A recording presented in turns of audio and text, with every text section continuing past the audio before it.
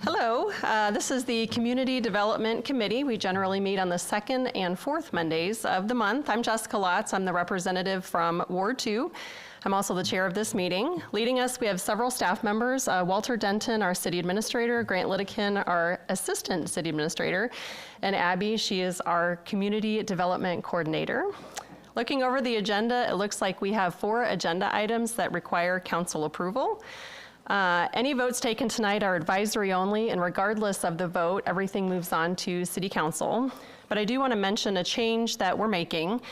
The council discussed this in our committee of the whole retreat 2 weeks ago, and that is that items will move on to council as they're submitted by the applicant and with any changes made by the Planning Commission. If this committee has any changes that we recommend, we can vote on those, and they will go to the council as an advisory vote. And so we're interpreting that to mean that projects cannot be significantly changed between when the applicant submits it and to the full council. So the items will go to full council, and then at full council with all 14 elected officials, they'll be able to decide if they want to motion to change the project as recommended by the committee or not. So I just wanted to mention that because that's a change and a different interpretation that this council is choosing to take from how we've done things historically. Did I cover that accurately? Yes. Okay, thank you. Anyone wishing to make comments tonight will have several opportunities to do so. So after each item is presented and discussed, I'll ask the committee and then the council and then the public if they have any comments on that agenda item. Public comments are welcome, and anyone speaking has 5 minutes to talk about whatever they'd like. Please state your name, and if you are a resident, please address comments to the council and not to individual staff members or council members. And our goal is to answer questions that are asked, but even though we have a very talented staff, sometimes questions are asked that we might not know offhand, so we'll make notes of that and get back to residents who have those questions. So with that, we'll start with a roll call. Abby? Thank you very much. Lotz? Here. Roach? Rosenberg? Present. Parchman? Mylart? Here. Campbell? Here. We have a quorum. We do have a quorum. We will move on to item 1.3, which is approval of the minutes from June 9th. Is there a motion? So moved. Second. Any discussion? All those in favor say aye. Aye. Any opposed? Alrighty, we will move on to items requiring council action. Each of the first 3 items has gone through Planning Commission, which is a commission mandated by the state. Each of these passed Planning Commission unanimously, so now they are before this committee. So we will start with item 2.1, an ordinance amending 623, a development known as Old Collinsville Road, Pinewood Village Commercial Lot. Thank you, Jessica. So again, this is a rezoning for 6004 Old Collinsville Road. This is a plan use submittal. The applicant is Cade Osborne with Lake St. Ellen.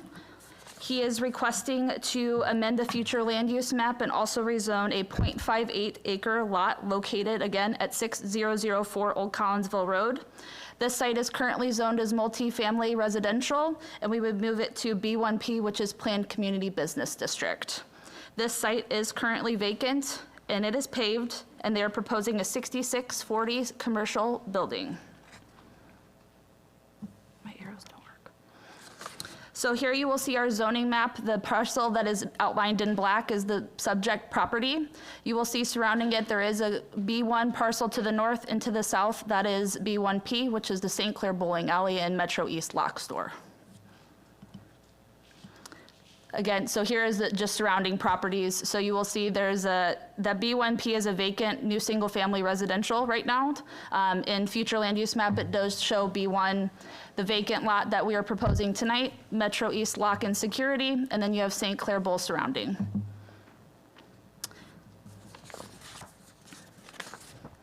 As we move into the property, requesting the amend the future land use map and rezone the .58 acre parcel located at 6004 Old Collinsville Road from multifamily residential to community business district. The land density for this project is general commercial, which allows a maximum floor area ratio of 0.75.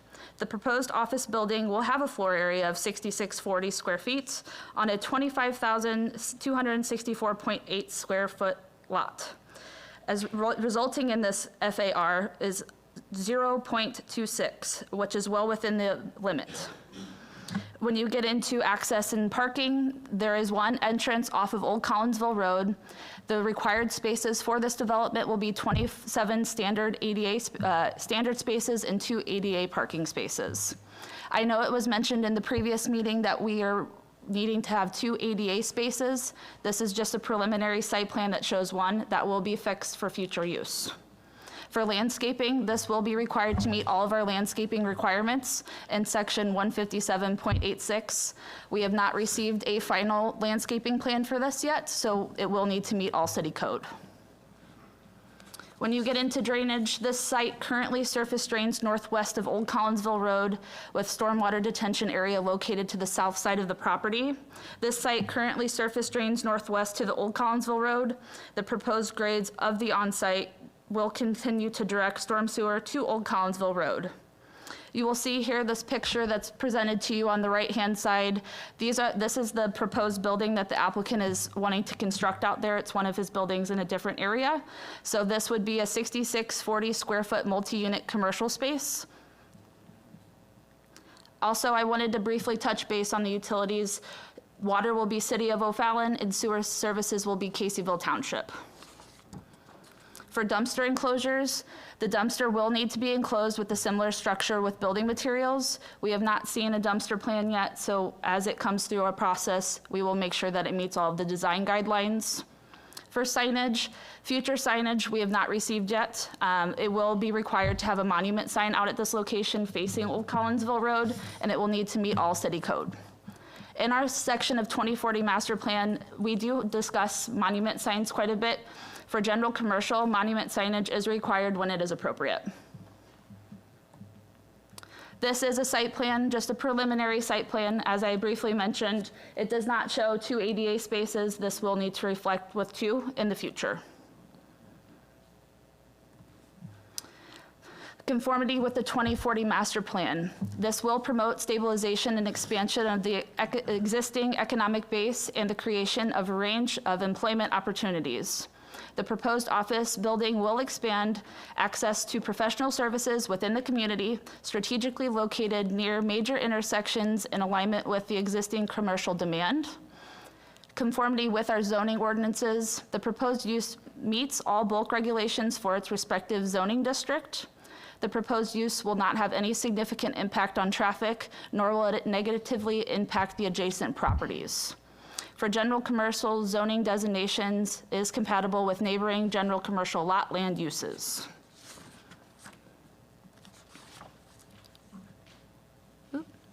And that does conclude my presentation for this section. If you have any questions, please let me know.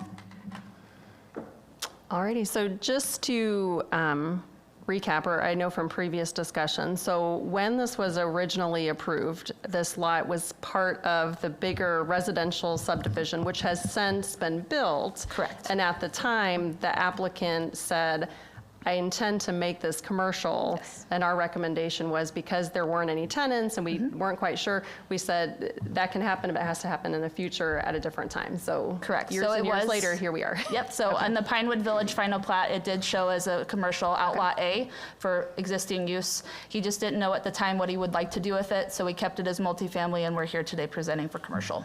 Okay. Ready. Is there a motion to approve? So moved. Second. All right. Any questions or discussions from the committee? I was just curious, do they have prospective tenants? They do not at this time. Thought maybe I missed it. Any other questions from the committee? Council? Any questions from the public? No? All right. Staff recommendations? Yes, ma'am. The staff recommends the development approval with the following conditions. The development must comply with the area and bulk regulations from B1 zoning districts. The commercial lot will have a barrier that is a 6-foot vinyl privacy fence on the east side abutting the multifamily residential. The photometric plans are to meet city code. The landscaping plans are to meet city code. The signage plans are to meet city code, and the City of O'Fallon's commercial design guidelines must be met. Thank you. All right. Seeing no other discussion, we'll take a roll call vote, please. Lots? Yes. Roach? Rosenberg? Affirmative? Parchman? Mylart? Yes. And Campbell? Yes. All righty. That will move forward to the next council meeting. We have item 2.2, an ordinance amending the future land use map for the project that was just approved by the committee or recommended for approval. Abby, you want to cover that for us? Yes, ma'am. So just briefly, like Jessica said, this is the second part to the first planned use that we just discussed. The subject property is 6004 Old Collinsville Road. We are going to rezone from MR1P to B1P. This is going to rezone that entire lot for the 6640 square feet. So you'll see here, I have a picture of the zoning map. Where the blue arrow is pointing is the subject property. We do have it listed as medium density residential, and we would be moving it to the red, which would be general business. And historically, as Jessica had been saying, this parcel was designated as Outlot A for commercial use through the Pinewood Village subdivision that was previously approved back in, I believe, 2008? 2007. And this does conclude our presentation for the 2.2. All righty. Is So- there, sorry, So moved?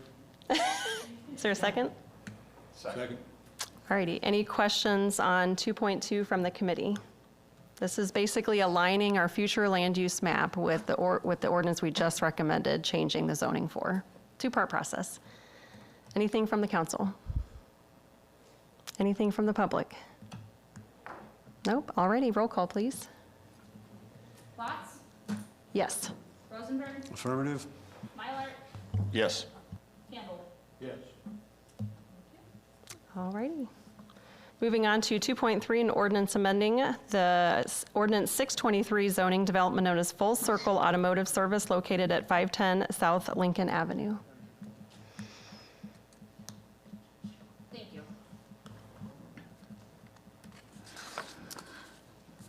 So today we're going to be discussing 510 South Lincoln Avenue, which is Full Circle Automotive.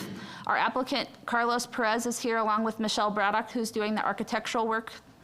They are requesting to amend the existing plan use that was held back in 2007 for an expansion and remodel for this property. You will see here, this is a current picture of the zoning map. Carlos does have the 3 lots that are outlined in black. This property is currently zoned B1P, and this addition is requiring them to amend the existing plan use. You will see here that this is the surrounding land use map. Their neighbor that they split a drive aisle with is Mike's Pool and Spa, and a couple parcels down is Pam's Grooming, along with Hughes Group Roots, and across the street, Southview Cleaners, the garage door shop.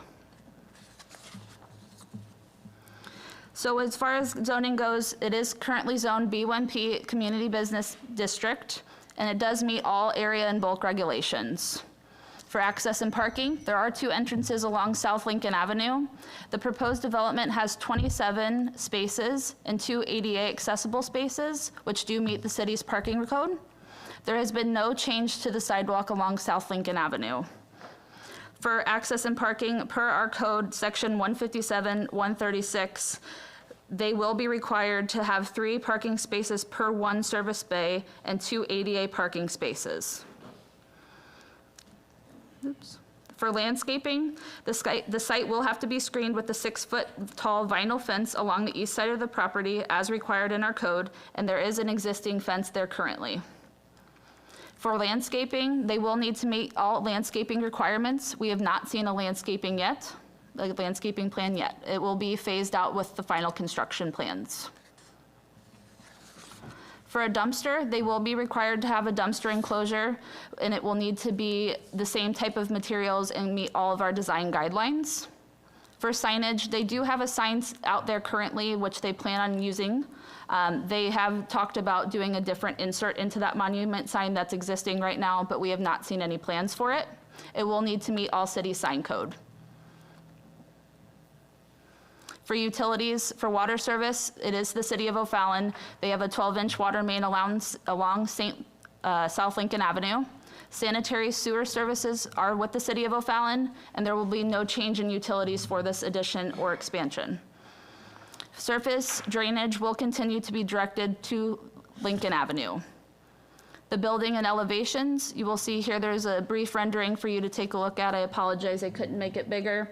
This is a 6,599 square foot commercial building.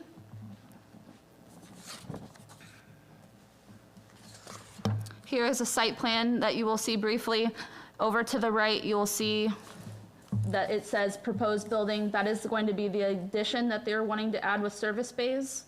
I did want to touch briefly about this because it is it's a preliminary plan.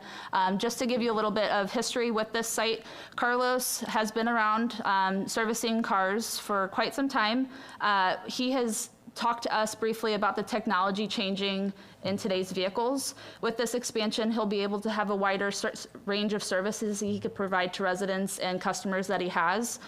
Specifically, this bay is going to be able to help detect all the sensors. So having that wider, longer bay will be able to do different types of maintenances.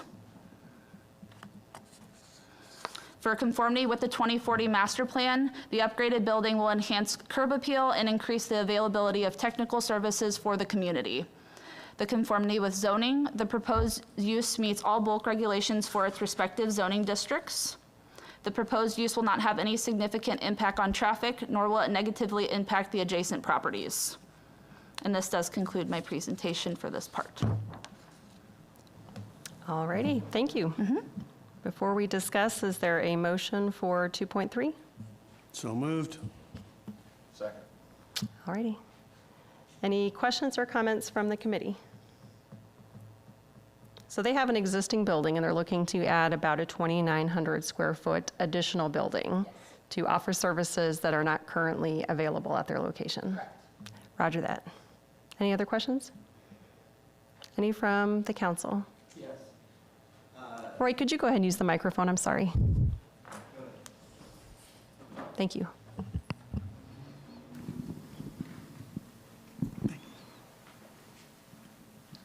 Okay, can you hear me? Yes. Okay. First, the lighting and the noise for this location, I think was in the print that you're checking on this. I know the neighbors that live on the, but up to the backside of this property. This gentleman put in a new vinyl fence the other day. Really looks nice. Also, he's going to pave all of this property, right? Correct. And- Asphalt. Yep, so this is in 2 phases, kind of how we did the first project. So there is a redevelopment agreement, and then there's going to be this expansion. We'll talk briefly about all the things that you're discussing with me in here shortly. But as far as the photometric plan goes, they will have to meet those lighting requirements so they don't disturb the back. Right, and also he has property back there. He has a trailer and some cars Correct. that he's gonna, Yes, so there's a cargo container that's back there. That will need to be removed with the expansion and addition that they're doing. And along with the storage that they have for vehicles, there's going to be vehicles that are left there overnight. He is going to try to keep everything in the bays now that he'll have space, but there may be some vehicles that have to be left out. okay, now let's go back to this paving. Do you want to talk about this now, or do you want to talk? No, you can go about it in ahead. the next section? All of this is going to be asphalt. I've looked at this property, and back in the back where his new vinyl fence is, the property actually has a grade down where it's a little bit. Okay. And to me, if you put asphalt in there, all of that water off that property is going to go into the property behind this. Okay. We need to make sure that it's graded properly so it does run out to Lincoln Correct. rather than going back to somebody else's property. And if we do have this problem, it will be addressed later then, if that becomes an issue. Sorry. Yes, sir. So that will be provided in the final construction documents, and the design professional and the owner are here today if they want to speak towards it. But if you go out there today, the grounds are pavement already. So there's no additional impervious area being added. It is in a deteriorated state, I will state. But they will repave it, and our grading plans, our city engineer will evaluate that to make sure it is sheet flowing in the proper direction towards Lincoln. Okay, so the three things I'm worried about, or the neighbors are worried about, is the noise, the lighting, and the flooding, or the drainage. So if Yep. you're going to say okay, then that's fine. Yep, so they will provide the photometric plan. The site has been servicing vehicles for a couple decades now, so there'll be no change in use as far as sound. I leave it again to the design professionals and the ownership on, there will be no repair work done outside the building, only on the inside of the new construction.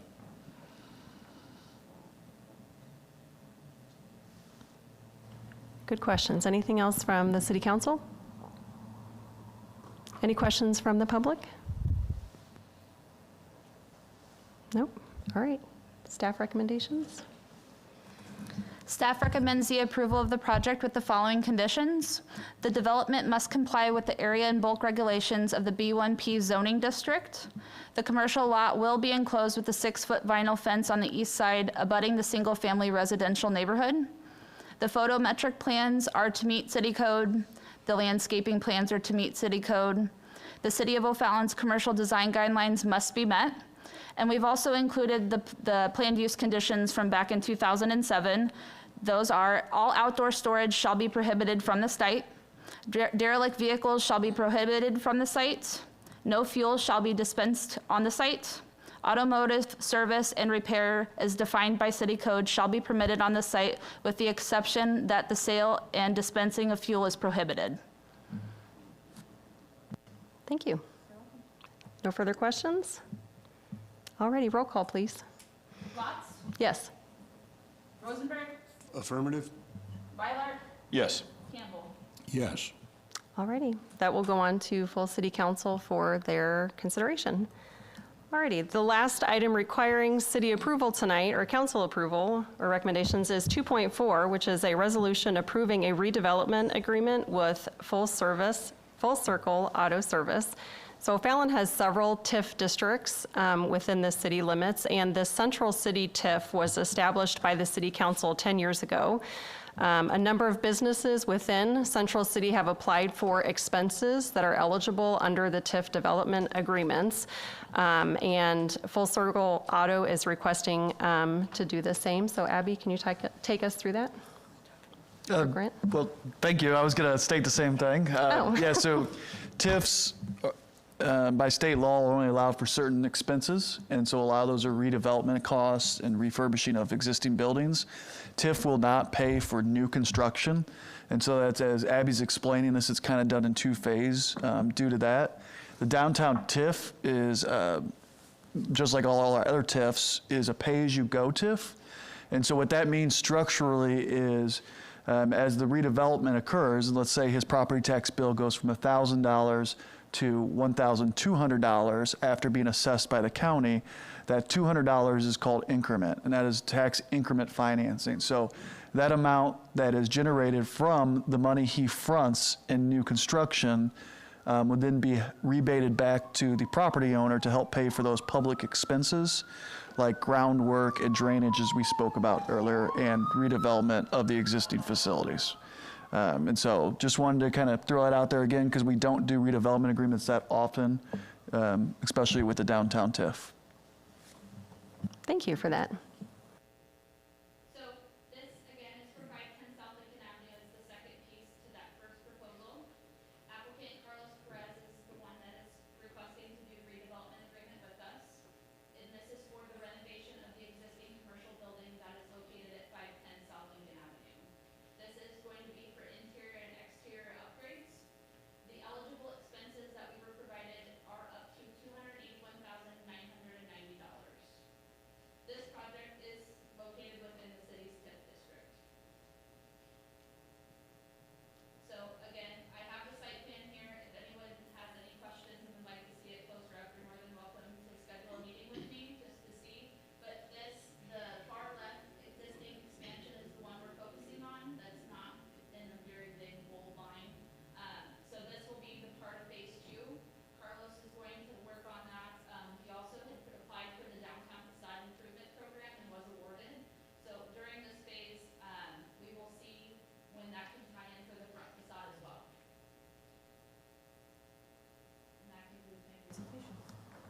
All righty. Remind me, have we done a motion yet or no? Is there a motion on the floor for 2.4? So moved. Second. All right. Any questions from the committee? Any questions from the council? Any questions from the public?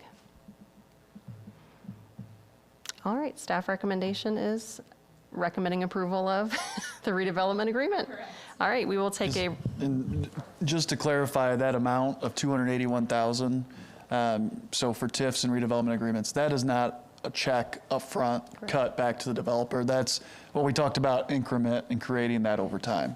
sure.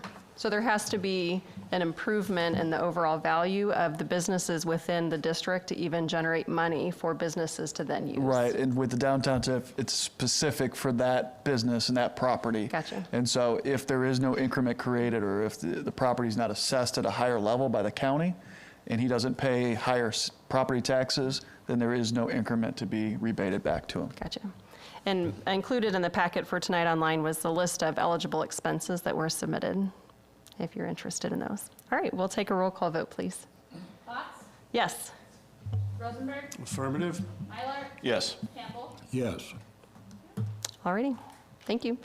Those were all of the items requiring council approval. So before we get into public comments, we do have some community development updates. So city council frequently approves projects, and sometimes they go off into the project oblivion, and we're not sure what's happening to them. So we have started reporting back to the community on where bigger projects are in that process. And so we have that for you tonight. Abby, is that you? Yes, ma'am. Let's go. So in June 2025, we have a Community Development Department report. So I just briefly wanted to touch on that. We do have 124 building permits that were issued. Construction value is at $6.7 million roughly. This includes 12 new multifamily units in Lake St. Ellen and patio homes. There were 266 occupancy inspections that were completed. As far as building inspections go, we did have 681 of those. For code enforcement, it was a little higher this month for us. We did have 725 code enforcement actions that had been administered. It takes an average of 15.86 days for us to abate the complaint. So we have seen some comments on the Meyer land purchase that's been on social media, and I just briefly wanted to touch base on that. St. Louis Business Journal reported that Meyer acquired the Shops at Pierce property. As of July 11th, Meyer has not submitted any applications to modify the existing approved plan use for the Shops at Pierce. So we did receive a submittal for U-Haul Moving and Storage Center. That is going to be located at the old RP Lumber site. It's at 1404 West Highway 50. Americo Real Estate Company is the real estate arm of U-Haul, submitted the planned use. It is about 7.5 acres of redevelopment of multi-service facility.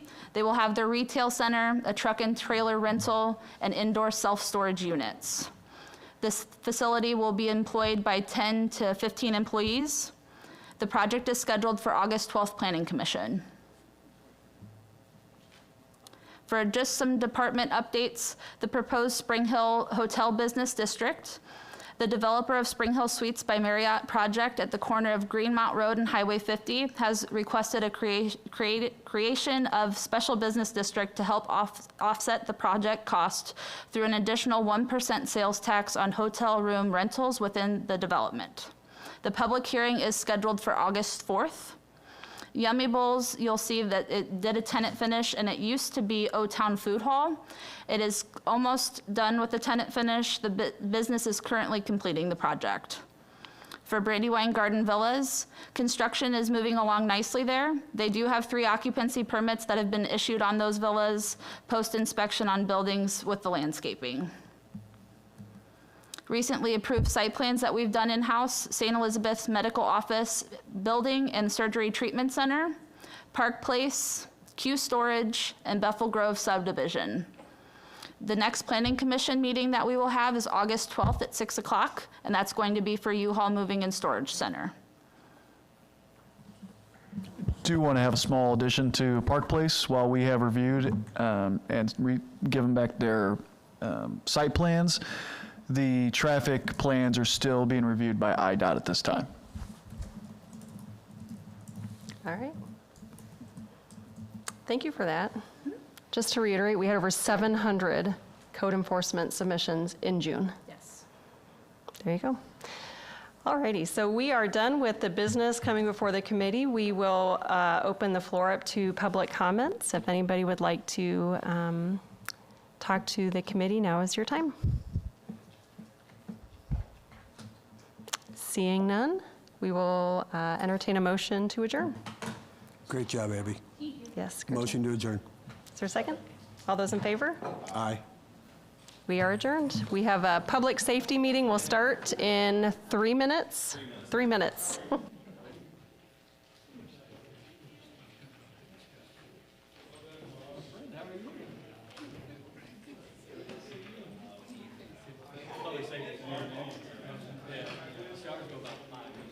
How are you doing?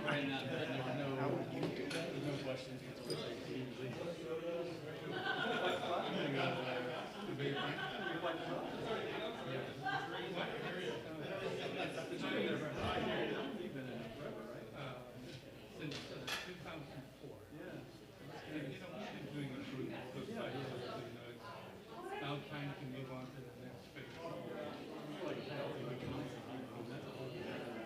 Skill set.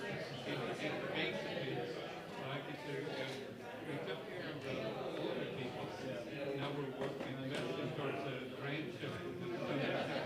That's what, I think my book, my brother just told me today.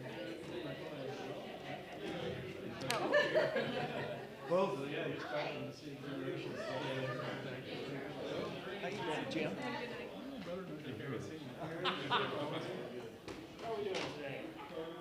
Thank you for your support.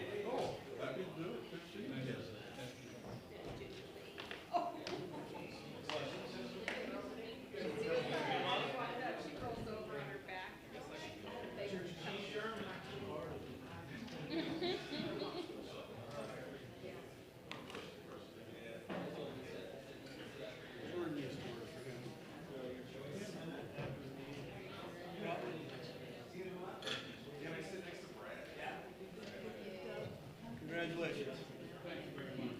Hello, sir. Good to see you, my mechanic. So it'll come here for the first reading next Monday. And then goes back to this committee. And then it'll go back to the council. And then the second usually it's a long process.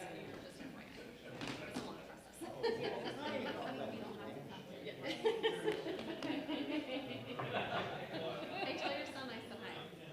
Please. I sure will. I sure will. See you. Good job. Thank you. Hey, Jim, speak up.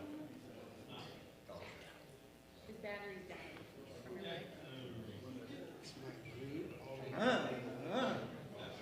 He didn't cry. Did you even go from the top? Oh, okay. Yeah. Okay, we're going to go ahead and call the Public Safety Committee meeting to order. Could we get a roll call, please? Councilmember Blackburn. Here. Councilmember Mylard. Here. Councilmember Ford. Here. Councilmember Stoffel. Here. Councilmember Newcomb. Here. All right, thank you. Item 1.3, approval of the minutes. You should have all received a copy of the minutes for March 10th. They were attached. Can I get a motion for approval of the minutes? So moved. Second. Any discussion? Probably did that backwards, but, all right. All in favor, please indicate by saying aye. Aye. Any opposed? Okay. Minutes are approved. So number 2, items requiring council action for 2.1. Chief, are you taking this one? Yes. We do have a resolution authorizing the mayor to enter an agreement with the OTHS for the annual SRO agreement. This is a very similar agreement that what we've had in the past with our SRO at OTHS. However, we do have a little bit of a change this year. We have decided that operationally, we're going to move an additional officer from patrol to an SRO for the entire city.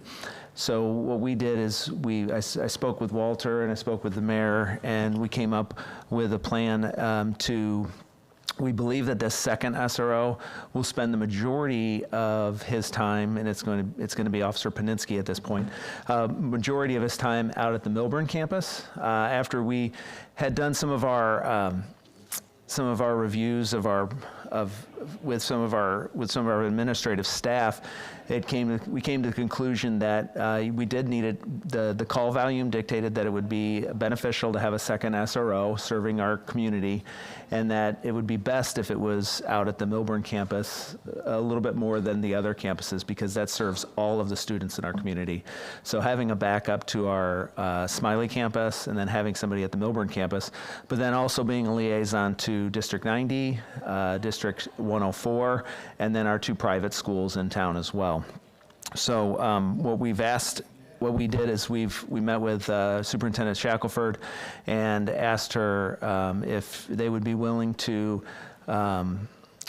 raise the amount of money by $10,000 a year for that second SRO, but there's no guarantee that that SRO will be out at the Milburn campus all the time. They're well aware that while we expect that SRO will be out there probably 50% of the time, there's no mandate and there's no contractual agreement that SRO has to be out there. The SRO will work entirely, for the city of O'Fallon, and will work kind of equally amongst a lot of the different schools that we have in town. So essentially, we have the initial agreement that we've been doing every year, which is 75% of an officer's salary at step 2, just the salary, and then with the additional $10,000, which comes out to $38,000 times 2, which is $76,362.40. So what we anticipate doing with that extra $10,000 a year is putting that towards, we'll need to purchase a second SRO vehicle, and we'll be able to do that. We had historically bought those SRO vehicles through the Kansas Highway Patrol and then had them outfitted. And we do have some money. I have some money in CEAS funds that I can use to purchase that initially, and then we'll budget for those in years coming. So it's important to note that this is not an additional officer. This is just a reallocation of one of our 50 officers that we're allocated for, and that they'll be working for the school districts. At this point, it's only one intergovernmental agreement, and that's with OTHS. There is a possibility that we may have some different intergovernmental agreements, but they won't come to council because they won't have anything to do with Bunny or anything like that. But we're working through some things with some of the other school districts as far as some different requirements that might happen for a school resource officer, sharing of information and stuff like that. But if those don't happen, it doesn't really change the way that we do business, because our police officers are in our schools all the time anyways. Okay, thank you, Chief. Prior to discussion, can I get a motion for approval? So moved. Okay, any discussion from the committee? If I could just put on my retired school board member hat for a second, just for commentary. Having a school resource officer at the Milburn campus was a recommendation we received often from staff and parents. And so I just want to say I really appreciate the city and the police department's commitment to their partnership with the school district by adding this additional service to some extent, and at such a low cost. So thank you. And I've just, for the record, I've spoken to all the superintendents and the principals at the 2 private schools, and they are extremely excited about having that second SRO and that liaison for all their school districts. Chief, in exigent circumstances, I mean, this officer could be pulled into a call from the city, correct? Or No, that's the same with either of our SROs, yes. any other discussion from the committee? Council? Any public comment? Okay, can we get a roll call, please? Blackburn, Yes. Mylard, Yes. Ford, Yes. Stoffel, Yes. Newcomb. Yes. Okay, and that will go on to the next full council. For items 3, there are no items for other business. We are now at public comments. Is anyone wishing to make a comment from the public?